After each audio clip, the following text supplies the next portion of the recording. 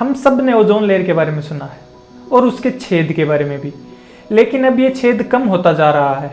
और ऐसा क्यों हो रहा है और ये छेद हुआ ही क्यों था, तो इस वीडियो में हम यही जानेंगे।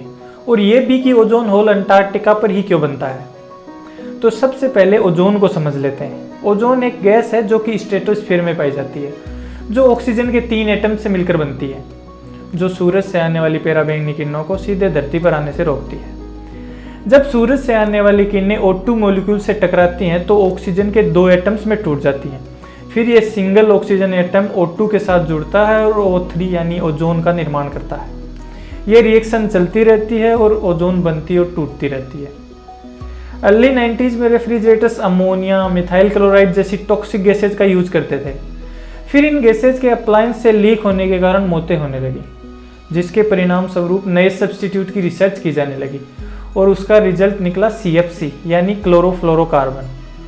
1930 के आते आते CFC का उपयोग काफ़ी हद तक बढ़ गया और 1980 तक ये प्रोडक्शन हर साल 300 मिलियन पाउंड तक बढ़ गया।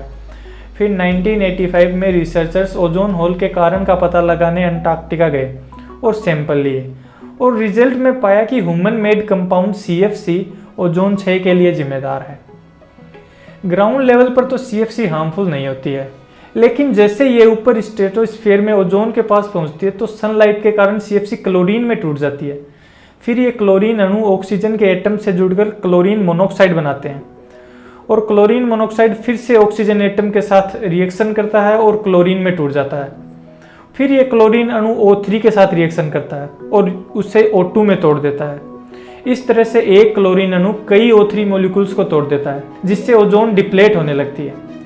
जितने ज़्यादा क्लोरीन अणु वातावरण में होंगे ओजोन का निर्माण उतना ही कम होगा, जिससे ओजोन लेयर पतली होती जाएगी और इसी को ओजोन डिप्लेशन या ओजोन क्षय कहते हैं। अब सवाल ये आता है कि ओजोन होल अंटार्कटिका पर ही क्यों बनता है। इसका जवाब है धरती पर चलने वाली हवाएं। लेकिन कैसे?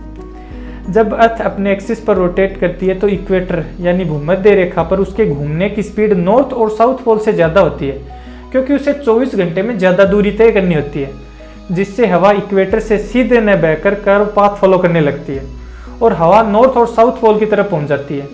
और पोल्स पर हवा का एक घेरा बन जाता है जिसे पोलर वर्टेक्स कहते हैं। और पोल्स पर सिर्फ हवा ही नहीं पहुंचती, उसके साथ पोल्यूशन भी पहुंचता है। और क्योंकि अंटार्कटिका का एटमॉस्फेयर कुछ महीनों के लिए अर्थ के एटमॉस्फेयर से अलग होता है, यानी अक्टूबर से दिसंबर तक अंटार्कटिका पूरा डार्क होता है, क्योंकि इस टाइम वहां पर सूरज नहीं निकलता है। और इक्वेटर से दूर होने और सन के न निकलने के कारण अंटार्कटिका इन महीनों में बहुत ठंडा हो जाता है, जिससे वहां का टेम्परेचर -80 डिग्री तक पहुंच जाता है।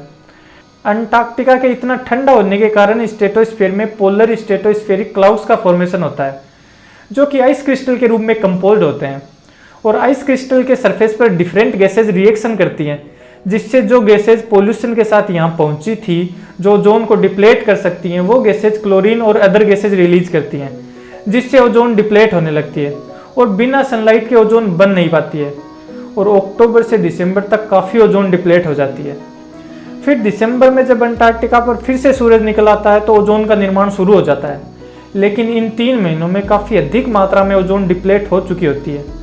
उसके बनने से ज़्यादा ओजोन टूट चुकी होती है, जिसके कारण अंटार्कटिका पर होल दिखाई देने लगता है। और यही कारण है कि ओजोन होल अंटार्कटिका पर ही दिखाई देता है।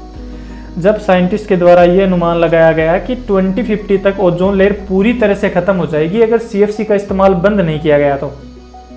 फिर 1987 में सभी देशों ने मिलकर मॉन्ट्रियल प्रोटोकॉल साइन किया, जिसके अनुसार 1987 से CFC तथा अन्य ओजोन का क्षय करने वाले पदार्थों का पूरी तरह से इस्तेमाल बंद किया जाएगा। और सभी देशों ने ऐसा किया भी और CFC के सब्स्टिट्यूट के रूप में HFC को लाया गया। अब साइंटिस्ट ये अनुमान लगाते हैं कि 2070 तक ओजोन होल पूरी तरह से ठीक हो जाएगा। लेकिन 2070 तक ही क्यों, आज क्यों नहीं? इसका कारण यह है कि क्लोरीन के अणु 50 से 100+ ईयर तक वातावरण में रह सकते हैं और इतने सालों तक ओजोन को बनने से रोक सकते हैं। तो इस वीडियो में बस इतना ही। होपफुली आपको वीडियो इन्फॉर्मेटिव लगा होगा।